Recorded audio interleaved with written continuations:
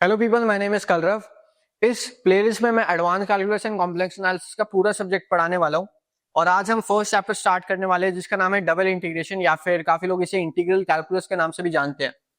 और before I tell you about this chapter, मैं तुम्हें बताता हूँ कि ये जो सब्जेक्ट है इसको कैसे पढ़ना चाहिए। Advance calculus and complex analysis जो सब्जेक्ट है उसको कैसे पढ़ना है।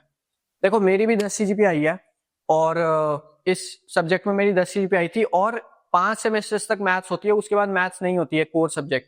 तो मेरे पांचों सेमेस्टर्स में 10 CGPA आई हमेशा मैथ्स में, और मैं हमेशा कॉन्फिडेंट था कि किसी और में 10 CGPA आए ना आए, मैथ्स में तो जरूर आएगी। यानी कि मैं जिस तरीके से पढ़ रहा हूँ ना वो वर्क कर रहा है, मैं जिस तरीके से प्रिपेयर कर रहा हूँ वो वर्क कर रहा है।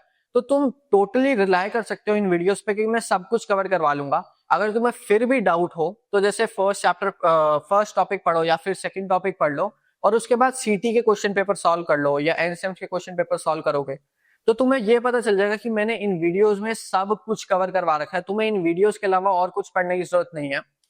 अब मैं तुम्हें ये बताता हूँ कि इन वीडियो से तुम्हें पढ़ना कैसे है। ठीक है, देखो मैं फॉर एग्जांपल पहला टॉपिक स्टार्ट करूंगा, या चलो सेकंड टॉपिक लेते हैं। ठीक है, सेकंड टॉपिक मैंने स्टार्ट करा, मैंने उसके बेसिक्स बताए और मैंने उसका एग्जाम्पल एक बता दिया। जब तुम्हें समझ आ गया कि ये बेसिक्स है और इस तरीके से सॉल्व करते हैं, तो अगले क्वेश्चन से तुम खुद सॉल्व करके देखो।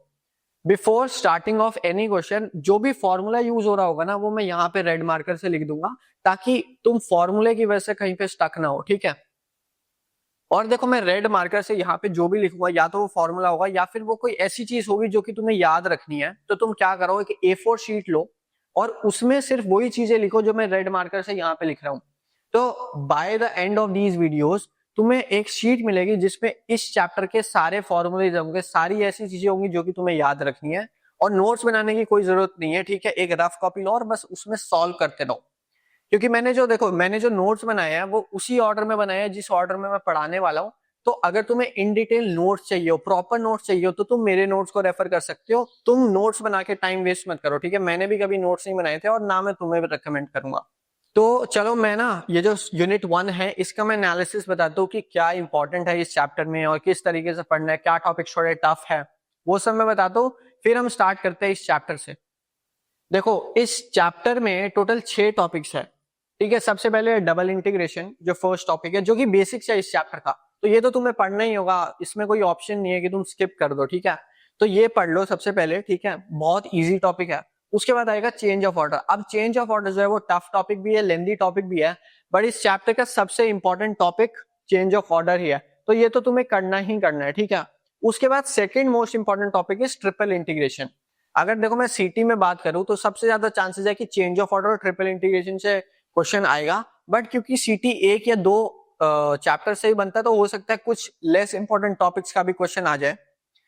बट अगर तुम्हारे पास टाइम कम है तो सबसे पहले प्रायोरिटी पे इन 3 टॉपिक्स को कंप्लीट करो। ठीक है, अगर मैं एन सेम्स के पर्सपेक्टिव से बात करूं तो चेंज ऑफ ऑर्डर का एक क्वेश्चन आएगा और चॉइस में ट्रिपल इंटीग्रेशन का एक क्वेश्चन आएगा। तो यानी कि अगर तुम ये दोनों टॉपिक्स कर लेते हो तो तुम्हारे एनसेम्स तो बहुत आराम से हो जाएंगे। ठीक है, सीटीज में हो सकता है कि कोई अलग क्वेश्चन आ जाए, किसी अलग टॉपिक से आ जाए। ठीक है, अब जब तुम ये 3 टॉपिक्स कर लोगे और तुम्हारे पास टाइम है, ठीक है, आखिरी के 2-3 घंटे में तुम प्रिपेयर नहीं कर रहे इस चैप्टर को, तो तुम एरिया कर लो। ठीक है, क्योंकि एरिया बहुत ही सिमिलर टॉपिक है double integration, change of order, triple integration से। ठीक है, अगर तुम ये तीनों टॉपिक्स कर लेते हो तो एरिया बहुत आसान टॉपिक हो जाएगा तुम्हारे लिए। ठीक है, तो इसलिए मिनिमम टाइम डिवोट करके तुम इस टॉपिक को भी कवर कर सकते हो।